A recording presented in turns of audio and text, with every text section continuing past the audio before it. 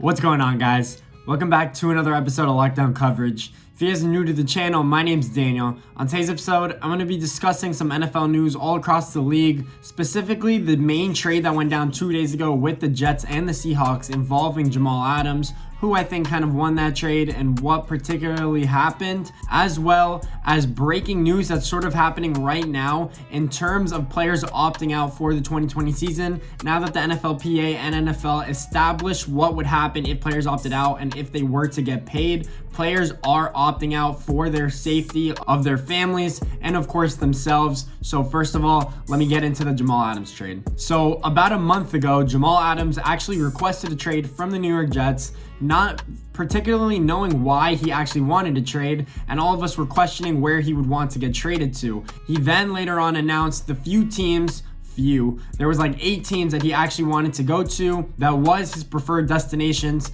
and all of those teams were playoff teams, so to speak. So he wanted to either go to the Dallas Cowboys, let's say, San Francisco 49ers, Seattle Seahawks, and it ended up being the Seattle Seahawks. First of all, why did he want to get traded? He actually released a statement saying that he did not like Adam Gase. He would have stayed with the Jets.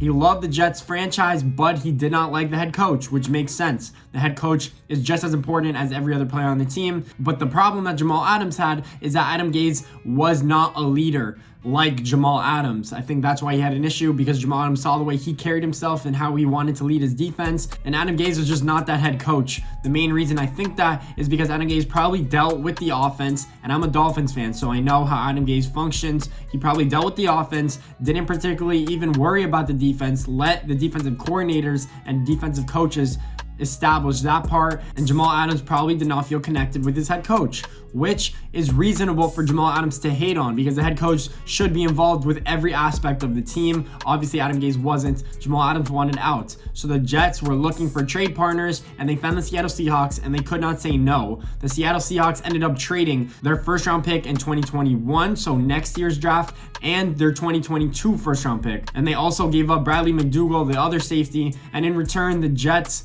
gave up Jamal Adams and a 4th-round pick from this year, I'm pretty sure. So I personally think the Seattle Seahawks actually gave up too much, but I had a little bit of change of heart because Jamal Adams said that he is willing to play out his rookie deal, which only pays him about $4 million this year and about $8 million on his 5th-year option. So that isn't that bad. You have Jamal Adams, one of the best players in the league, on a short-term deal, basically 2 years, for not that much money, an average of about $13 or $14 million for both years, which is really low for one of the best players in the NFL. If Jamal Adams wanted to extend his contract and make himself one of the highest paid players this year or potentially 4 years to come, and the Seahawks had to give up cap space, I'm sure they wouldn't have done the trade. But that makes sense. I should have guessed that he would have played out his rookie deal because the Seattle Seahawks were willing to trade that much for Jamal Adams. I think the Jets did win the trade a little bit, because you're basically saying that Jamal Adams is worth 2 first-round picks, and if those 2 first-round picks end up being really good, then obviously one player can never amount to 2,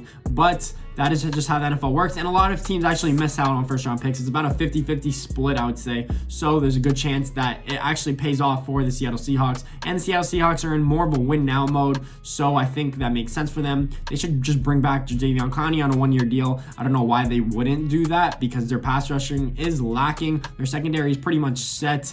I think they need pass rushers, though, to get to the quarterback. They don't really have that premier guy.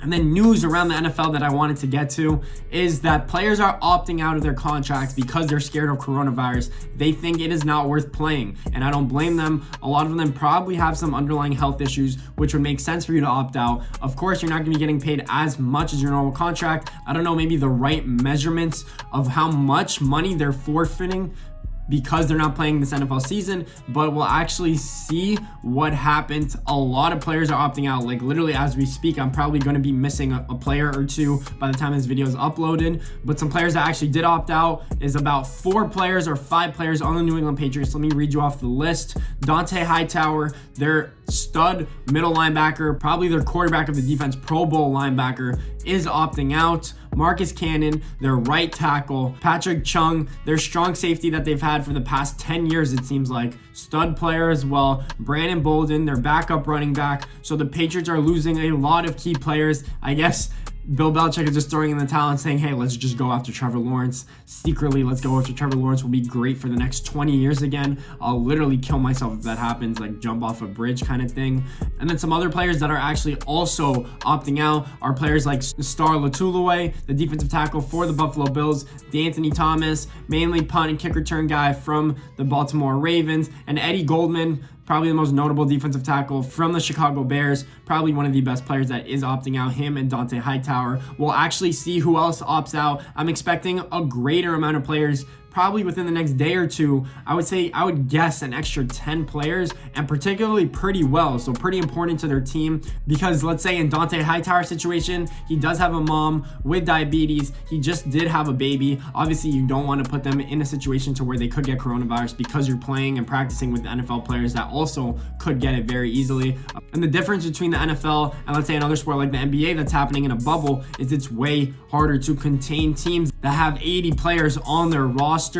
It is very different. In the NBA, you have only 15 players, maybe an extra 10 coaches. So instead of 25, you probably have 100 in the NFL that you have to maintain and keep in a bubble. It's almost virtually impossible to do so. I'm guessing that's why the NFL never did that to begin with. But I hope that the NFL season still happens and that players don't get it. The only chances I see of there being actually a problem with the coronavirus is if there is an outbreak, particularly per a certain team. If not, then I think if only a few players at a time get it, I think that is maintainable, and the NFL season will happen throughout the year. But we'll see what happens. It's a big what if. A lot of players probably still will keep opting out. If you guys like this video, please make sure to leave a thumbs up and subscribe. More videos like this to come. If a lot of players do opt out, I'll make another video about that and as to why they did opt out. Thank you guys for watching. Appreciate it.